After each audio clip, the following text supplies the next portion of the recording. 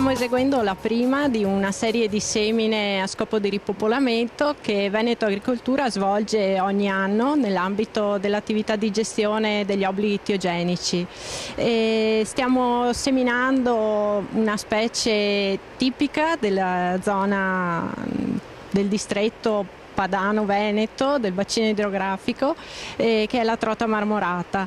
Sono avannotti, cioè piccoli esemplari che hanno poco più di 20 giorni di età.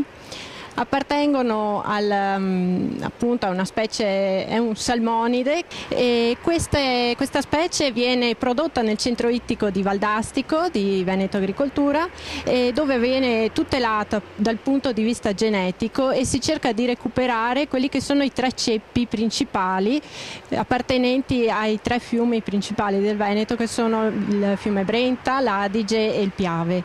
In questo caso nel torrente Astico abbiamo seminato degli avannotti del ceppo appartenente al Brenta.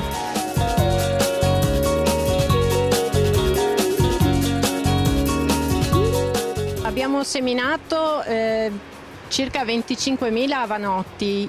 In questo caso le semine variano sia per quantità sia per taglie, per dimensioni della specie. Vengono fatte circa 15 semine all'anno in diversi periodi, che sono principalmente l'inizio primavera, tarda primavera e tarda estate. Vengono seminati solitamente avannotti, trotelle di taglia 4-6 e trotelle di taglia 6-9 cm.